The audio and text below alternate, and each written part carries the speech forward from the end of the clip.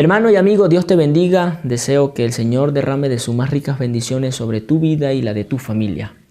En esta oportunidad quiero contarte una historia de un gran sabio griego que se sentía muy orgulloso de todos los conocimientos que había adquirido en toda su vida. Y dice la historia que en cierta oportunidad le tocó montarse en una barca en cierto lugar de Venezuela. En un río se montó en una barca y cuando emprendió su viaje, este gran sabio griego le preguntó al barquero: Señor, ¿sabe algo usted de filosofía? Y el barquero no sabía nada y le respondió: no sé nada. Este sabio le respondió: usted ha perdido la cuarta parte de su vida. ¿Sabe algo de astronomía?, le preguntó el sabio. No, tampoco, le dijo el barquero. Usted ha perdido la otra cuarta parte de su vida. Está bien, dijo el barquero. ¿Sabe algo entonces de ciencia antigua, no sé, de historia? No, tampoco. Usted ha perdido la otra cuarta parte de su vida. Y en medio de esa conversación, un gran viento golpeó la barca, la volteó, ambos cayeron al río y el barquero nadó tan rápido que llegó a la orilla y se agarró de un tronco, mientras que el hombre sabio estaba desesperado porque no sabía nadar. El barquero miró atrás. Señor amigo sabio, le preguntó, ¿sabe usted nadar? Y este hombre respondió en su desespero: no sé nadar. Déjeme decirle, amigo mío, que entonces usted ha perdido la vida. Esta historia tiene una verdad que encierra una enorme verdad en nuestra vida. Muchos hoy en día, o por lo menos el ser humano, vive preocupada de un montón de cosas cuando solo unas pocas son necesarias para nuestra vida. Jesús le dijo a María: María, has escogido la mejor parte. Y en este tiempo que estamos sumergidos en tantas cosas, noticias, farándula, acontecimientos internos y externos, cosas, sucesos, lastimosamente nosotros muchas veces, déjenme decirles esto, olvidamos para qué fuimos creados. Lastimosamente hoy en día hay creyentes que no saben cuál es el propósito de su existencia. Lastimosamente, mi hermano querido, hay gente dentro y fuera de la iglesia que no saben cuál es el papel que juega un cristiano en estos tiempos de pandemia. Y hoy, a la luz de la palabra, quiero por lo menos enseñarte cuál fue el secreto de la iglesia primitiva. ¿Cuál fue el secreto de la iglesia del libro de los Hechos para mantenerse enfocado en el propósito de su existencia? Ellos sabían para qué habían sido creados. Ellos sabían cuál era el propósito de su existencia. Dice la historia, o dice la Biblia en el libro de Hechos, capítulo 2, versículo 42, que la iglesia primitiva en primer lugar perseveraba en la doctrina de los apóstoles, en la comunión los unos con los otros, en el partimiento del pan y en las oraciones. Y sobrevino temor a todas las personas y muchas maravillas y señales eran hechas por los apóstoles. Todos los que habían creído estaban juntos, tenían cosas en común y vendían sus propiedades y sus bienes y las repartían a todos según la necesidad de cada uno. Y perseverando unánimes cada día en el templo y partiendo el pan en las casas, note eso, comían juntos con alegría y sencillez de corazón. Un gran predicador llamado Adrian Rogers dijo estas palabras: nosotros los creyentes debemos vivir la vida como si Jesús hubiese muerto ayer, haya resucitado esta mañana y vendrá esta tarde. En otras palabras, mi querido hermano, no hay tiempo ya para perder tiempo. Yo no le estoy pidiendo, mi hermano, que salga y predique, jamás. Más vale le pido, cuídese. Yo como pastor no le puedo pedir a usted que se exponga, porque sé que debemos obedecer a las medidas preventivas que tenemos, primero como cristianos y segundo como personas. Debemos obedecerla. El sabio, dice la Biblia, ve el peligro y se aparta. Pero si usted ve y saluda a su vecino que tenía un mes que no lo saludaba, aproveche la oportunidad. Si su vecino no es cristiano, predíquele de Cristo. Si usted tenía 15 días por la situación de la cuarentena que no se reunía con su familia, aproveche esa oportunidad. Quizás su familia no conoce de Dios, pero aproveche esa oportunidad de decir: familia, hay que orar por los alimentos, hay que pedirle a Dios que nos bendiga, hay que pedirle a Dios que nos guarde. Háblele a su familia de ese Cristo verdadero, porque ese es el propósito existencial. Nosotros los creyentes Existimos para glorificar a Dios, pero también existimos para predicar el Evangelio. Ahora, si usted es uno de los tantos que tiene un familiar, no sé, hospitalizado en una situación difícil, en una crisis, porque ahorita todo está caro y sé que la situación de una hospitalización es demasiado costosa, esta también es su oportunidad. Pídale al Señor junto al enfermo, vamos a orar, porque Dios es el único que te puede sanar. En estos tiempos de tanta necesidad y de tanta incertidumbre, de tanta ansiedad, necesitamos orar. No pierdas la oportunidad. ¿Sabes por qué? Porque aunque el enfermo a veces no entienda que necesita de Dios, no entienda por qué le están pasando las cosas, no entienda por qué muchas veces Dios le permite pasar por esta situación, déjame decirte algo, hermano y amigo querido. Dios está achicando tanto, pero tanto al ser humano, que el mismo ser humano va a entender que Dios es lo único que tenemos porque es lo único que necesitamos. Aquí no vale la plata. Aquí no vale el dólar, aquí no vale el oro, aquí no vale nada. Solamente necesitas, es un Dios verdadero, el único que puede transformar la vida. ¿Qué haces? Si yo te preguntara, que Dios te libre, que Dios te guarde y te llega a infectar con el COVID-19, ¿qué vas a hacer? No hay dinero que valga para esto. Pero cuando yo entiendo de que mi propósito existencial es glorificar al Señor y obedecer sus mandamientos, Pablo dijo, el vivir es Cristo y el morir es ganancia. Eso lo dijo el apóstol Pablo. Entonces, ¿cuál fue el secreto para que la iglesia del libro de los Hechos entendiera y permaneciera enfocado en su propósito existencial? ¿Por qué ellos existían? Primero, la parte B del versículo 14 dice, en el partimiento del pan y en las oraciones. Allí está el secreto. ¿Sabe que un gran predicador llamado Thomas Watson dijo estas palabras? El hipócrita es piadoso en el templo, porque allí todo mundo lo ve, pero es un extraño en la comunión secreta con Dios. Es un cristiano en la iglesia, pero en su cámara secreta es un ateo. Nosotros en primer lugar, mi hermano, debemos orar con propósito.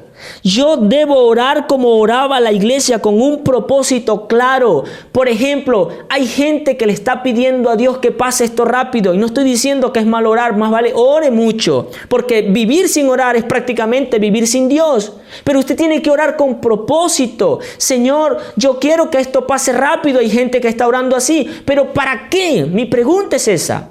¿Para qué le estamos pidiendo a Dios que esto pase rápido? ¿O para qué le estamos pidiendo a Dios que vuelva todo a la normalidad? ¿Cuál es el propósito de mi oración? Porque si yo estoy orando, Señor, que esto pase rápido, ten misericordia, para seguir siendo el mismo bandido y sinvergüenza que se congregaba una vez al mes, entonces estamos perdiendo el tiempo.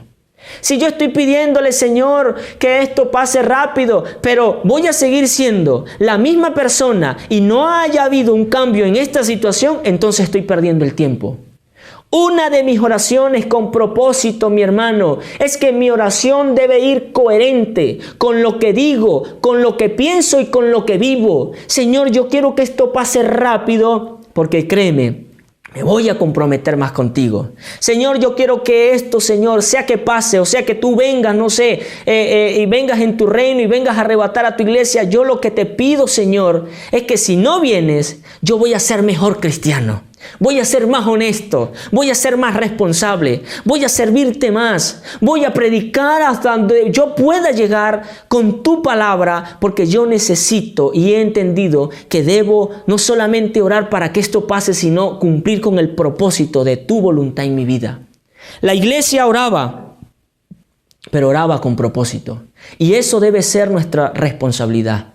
Ore, mi hermano, claro que sí. Ore todas las veces que os quiera. La Biblia dice, ore sin cesar. Pero entienda para qué está orando. ¿Por qué está orando? ¿Y qué quiere que el Señor haga en medio de su vida, en medio de esta situación tan difícil?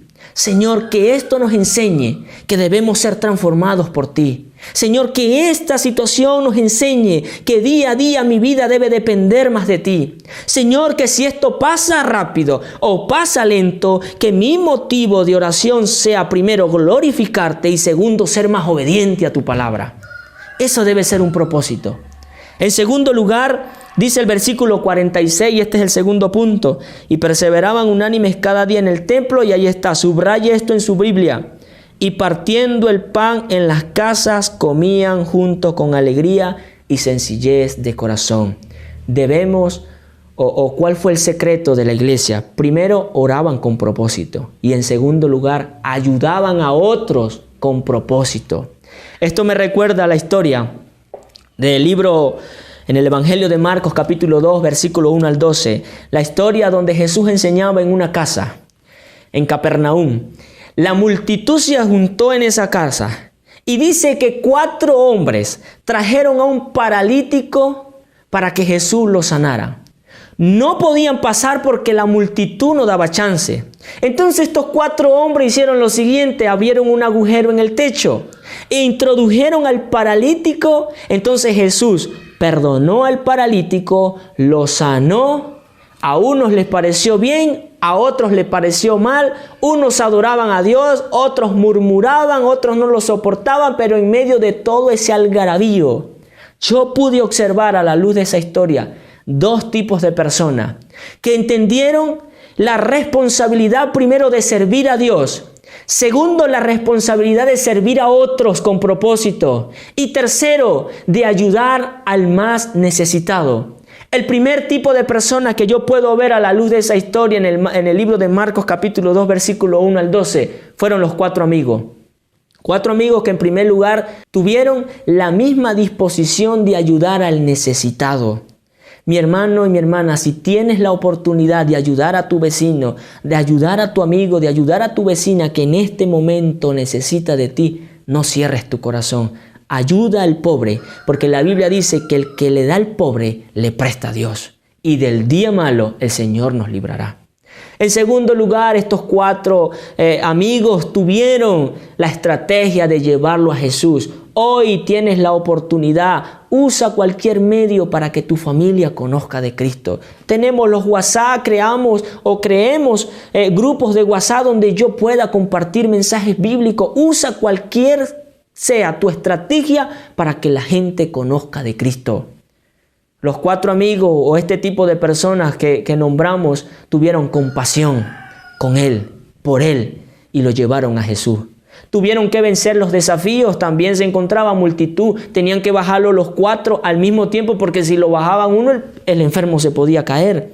Usaron las mejores estrategias y pudieron vencer los desafíos. Y en quinto lugar, tuvieron que asumir el reto de llevar a su amigo a los pies de Jesús. ¿Qué estás haciendo tú? El segundo tipo de persona que yo puedo ver en la historia del paralítico es un tipo de persona que a veces pasa de ser percibido. Porque la pregunta que yo le hago al texto en el libro de Marcos capítulo 2 es, está bien, los amigos abrieron el agujero en el techo, Jesús hizo el milagro, todos fueron sanados, todos fueron restaurados, la mayoría salió avivada por Dios, emocionado, y todo el mundo se fue a su casa. La pregunta que yo le hago al texto fue, ¿y quién cerró el agujero que se abrió en el techo? ¿Quién cerró el agujero? Los escribas no fueron ni los fariseos porque eran los opositores de Jesús y del reino. Eso a todos le veían lo malo. El paralítico probablemente no haya sido porque emocionado después, supongamos, de 15 años que no se levantaba, él no se va a poner a arreglar un agujero en el techo. Salió emocionado a contar las buenas nuevas. Los amigos igual salieron emocionados. La pregunta es, ¿quién cerraría entonces el agujero en el techo? ¿Sabes qué? Probablemente lo cerró el segundo tipo de persona que sirve a Jesús, no por lo que él hacía, sino por lo que Jesús hace. Este tipo de persona que sirve a Jesús, le importa más el mensaje de la Biblia, el mensaje de las Escrituras, el mensaje de nuestro Señor Jesús, que los mismos milagros.